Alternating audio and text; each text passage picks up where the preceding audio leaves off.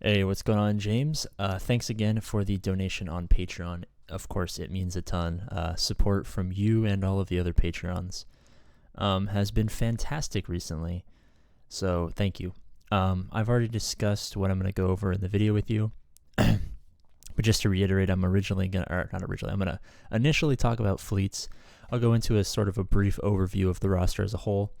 Then I'll talk about individual factions. I'll talk about a farming guide for you going forward. I'll talk about potential GAC lineups once you get to level 85. And then I'll go over a little bit of mods. And then it's kind of like closing statements. And hopefully I cover everything. Of course, with the Patreon donation, you get unlimited access to same-day videos of any kind. So if you ever have a question, if you ever need me to clarify something, or if you ever need a video of some kind, just hit me up. You know that, but I don't know. I'm just reiterating it for the video, I guess. All right, so hopping into fleets. So I see that you recently passed level 60, so fleets are going to obviously be low since you just unlocked them. Most people, I would say, go after a 3 Geonosian fleet team paired with like an Imperial TIE and something else, just to have access to those Zetas early on. I'm actually going to recommend that for you under like an Executrix lead. Eventually what you're going to want to do is, I don't know if you're in a great guild right now. I don't have access to that. But the higher guilds, when you do the Separatist or the Geonosia's Territory Wars, you'll get access to those Mark II guild currency, and I recommend going for a negotiator first before malevolence. Obviously, that's way in the future for you, but that's something to keep in mind. Right now, I'd farm the Geonosians in Executrix just until you can unlock those Zetas and start simming those, and then eventually work towards Home 1. Get those bounty hunter fleets up solely so that you can get that Millennium Falcon. And then under Home 1, you'd run like Boss Houndstooth lead, which I'll talk about later. Millennium Falcon, something like Anakin ETA with Ahsoka reinforcement, and then like some Phoenix reinforcements after that once you get to the 6 and 7 stars. So that's how I would proceed in the immediate, medium, and then long-term future with regards to ships. Now, a brief overview. I see your squad arena team is a 7-star, level 70-ish Phoenix squad. Let's see, you're at level... Your highest character seems to be level 78, so maybe you're fast approaching GAC, so I'll talk about a lot of that strategy, don't worry. Do you have Thrawn? Okay. Actually, let me quickly hop into Phoenix, since we're on the topic. Phoenix doesn't need to be really geared up to get 7-star Thrawn. I wouldn't spend much more on them since they don't retain a lot of value going forward, especially since you're so close to GAC. I would stop really worrying about Phoenix right now and start to prepare for that Grand Arena that's upcoming. I can't remember entirely how long it takes to get from like level 78, level 80 to level 85 to prepare for GAC. But you'll need, 6 teams? And I will tell you how to prepare for those. So one main team you're going to need, and which will probably become your squad arena team, is a Basilishan-led Jedi team. So I would start farming Basilishan, try to get her up in stars, try to get her up in gear, up at level as much as possible. I would make her priority. Same with Ahsoka Tano and Jedi Knight Anakin. Jedi Knight Anakin is a fairly easy light side hard node farm. So you should have access to him. I would start farming Basilishan, Jedi Knight Anakin, get Ahsoka up to 7 stars, and then Jolie Bindo. When you open up you should have that node opened up. Get those 4 guys. They're going to be like the backbones of your early game Jedi team, which is going to be your heavy hitter, probably your squad arena team as you get them more leveled up. Probably a high offensive team too. Let's see. What else do we got going on? Separatists. I'll hop quickly over into Separatists. Alright, so I would probably run a Newt Gunray, lead Dooku, B2 Magna Guard, and I'm going to say Jango unless... Yeah, and I'm going to say Jango. When you first enter GAC, I'd probably put that on your top front line in front of your ships. You'll probably enter Division 10 since you're a low GP at this point. So you want to protect your upper part of your Grand Arena. You know, your Grand Arena is the top and the bottom. Fleets are always in the top left. In front of those fleets, you want to put your strongest team in Division 10 because the fleet back wall will give more banners than the bottom team wall. So you want to protect that upper wall as best as you can. So I would probably throw your Newt Gunray-led Separatist teams or Separatist team with Jango there. I would try to get the Omega. I can't remember if it's the leadership or Viceroy's Reach. I think it's the leadership, or maybe it's Dubious Dealings. One of these Omegas, I can't remember exactly which one off the top of my head, allows you to, once you put up extortion, if that person doesn't expel it, the next turn it passes to someone else. That's a pretty powerful Omega, especially in Division 10. I would try to get that as quickly as possible. As far as Cantina farms go, all right, since you're lacking a little bit in Geonosians, and I'm going to check out Rebels. Okay. I would start farming Geonosian Brood Alpha. Get Geonosian Brood Alpha to 4 stars. Get them at like gear 7 or 8. Stop them there. Farming the other Geonosians should be fairly easy. Once you get that Geonosian team set up, I would switch that Geonosian team to the top wall to protect your ships and put the Separatists down on the bottom front wall. And that's probably going to be the backbone of your defense early on. Geonosians are incredibly hard to beat. In Division 10, there is pretty much no counter to them because, they're pretty much unkillable without a Padme or a Traya, or like in the later game you can use pretty much anything like a Darth Vader or a Darth Revan or something like that. But at this rank,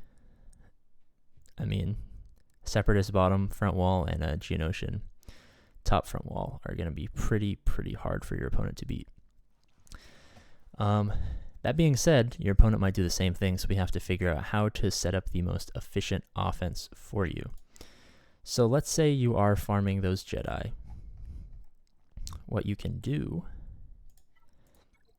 is eventually you'll be able to unlock Grandmaster Yoda at 5 stars. Yeah, eventually you'll be able to unlock him at 5 stars. What you can do is you can run a Basilishan lead with a Grandmaster Yoda against a fairly weak team. You'll get pretty efficient banners. Let's say that's the team that your opponent doesn't have Geonosians on. You get high banners. Let's say your opponent one-shots your non-Geonosian team. So you guys both have one shot each, and the Geonosian team, neither of you can beat. Because you used a pretty good 2-man and undersized, maybe even a 3rd Jedi for a 3-man, you're more efficient. And if you both are stuck after one battle, or maybe one battle plus ships, or one battle plus a back wall, as long as you're more efficient, you're always going to win. Now, it doesn't matter if you clear 1 zone, 2 zones, 3 zones, 4 zones. As long as you win, you're getting those Zetas, you're getting those rewards. And that's kind of the goal we're going to go for.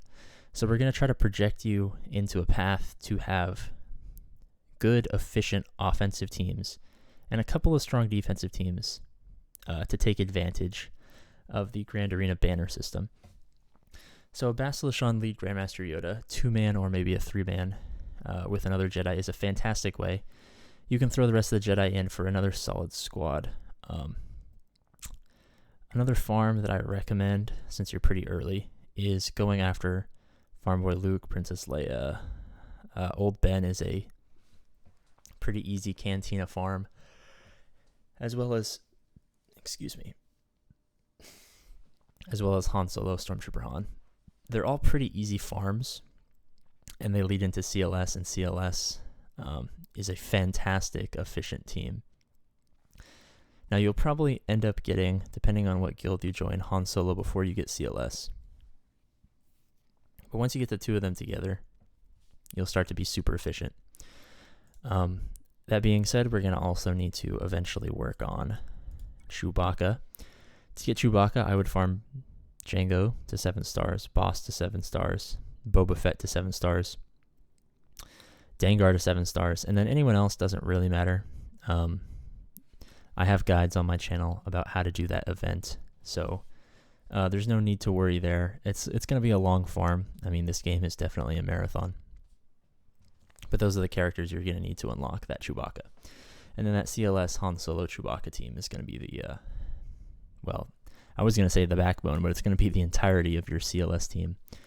And that 2 or 3 man is very efficient, especially you'll probably get him around 500,000 GP, 600,000 GP.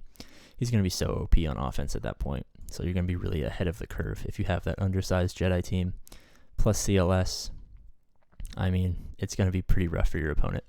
I would also start working on, since you almost have him at 7 stars, get him to 7 stars with achievements, or in whatever, I think occasionally he opens up in a fleet currency farm. But if you can get this Zeta, I think you are playing, so you should have the free Zeta from the rewards. Once you get up to the level where you can apply a Zeta, I would throw this Zeta on him. At that point, if the Geonosians are weak enough, this will be your only real shot at beating the Geonosians. You can throw him in with EP and maybe Tarkin or something like that, plus Thrawn, and you can probably at low levels get through a weak Geonosian team, which then just gives you an extra advantage if they can't get through your team. Plus you can be more efficient on the non-Geonosian battles, plus potentially get through the Geonosians and open up the rest. You're basically guaranteed wins. Darth Vader definitely falls in line with my general philosophy of having a specific number of strong, efficient offensive teams that can either undersize or get perfect banners. Just quickly to go over those teams. I mean, they're Darth Vader solos. They're Jedi Knight Revan. Eventually, I know that's a long way away, but I'm just going to go over the ones I use. So Darth Vader solo, like a Jedi Knight Revan Jolee Bindo 2-man, Bastila Shan Grandmaster Yoda 2-man, Traya, Scion Nihilus, trio against Geonosians is a high banner team.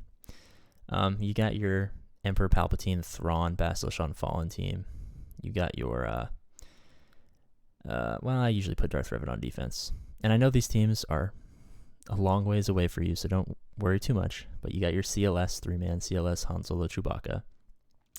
Your bounty hunters with Bosk, Boba, Jango. Those 3-man pretty well. Those are all teams that are pretty solid on offense for getting high banners. So if there are any characters in that list that you're thinking about farming, if I just named a team they are a part of, definitely worth farming.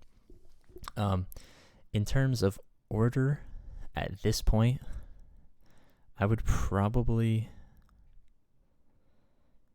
go for Jedi first, just to rehash. I would probably farm Bastila Shan and Jolee and Anakin, because you can pretty accurately or pretty effectively farm 3 characters at once. I would say Anakin, Bastila Shan, Jolee, Anakin.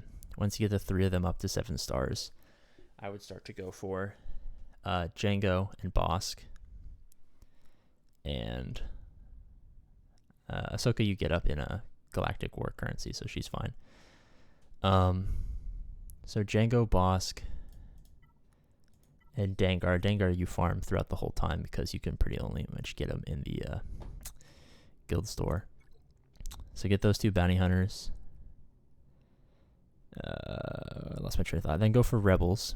So you should go Bastila Shan, Jolee Bindo, Anakin, then Jango, Bosk, then all of the rebels required for the CLS event. If you need R2-D2, then you're going to have to farm like Darth Vader, Palpatine, Moff Tarkin, and just pretty much any Empire just to get that R2-D2 event done. The R2-D2 event's pretty easy. So, I'm losing my train of thought here. Bastila Shan, Jolee Bindo, Jedi Knight Anakin, Jango, Bosk, all the rebels to get CLS. So you should at that point have your CLS, your Chewbacca, your Han Solo, a solid Jedi team, which will get you not Jedi Knight Revan, but Grandmaster Yoda. At that point, I would probably start to farm Jedi Knight Revan, so get your other Old Republic teams. Once you get your Jedi Knight Revan, you go after Darth Revan and get those teams done. And that should set you up pretty nicely. Most of those are hard node farms in Cantina. I would go Geonosian Brood Alpha, get him at 4 stars, then stop, then switch over to the Old Ben Kenobi, because he's part of that Rebels farm. That timeline should line up. That Geonosian Brood Alpha timeline should line up with the Bastila Shan, Julie Bindo Anakin farm. And then while you're going over those Jango and Bosk, you'd switch your Cantina farm from the 4-star Geonosian Brood Alpha to starting to get Old Ben Kenobi up to 7 stars. By the time you get him up to 7 stars, your other rebels should either be starting their farm or middling to finishing their farm. So that timeline should line up nicely to get that CLS event. Also, I would work towards getting into a good guild. If you go into our Discord, you can ask around for guilds. People are pretty nice about getting our Discord members into guilds, even if they don't quite meet the requirements on average of that guild, because you want to start getting those guild rewards as well as those guild characters. Preferably a guild that allows you to sim the Rancor raid, so you can get the Han Solo as fast as possible. All right. I guess we can go over a little bit of mods. I know your mods are going to be terrible because you're so low level.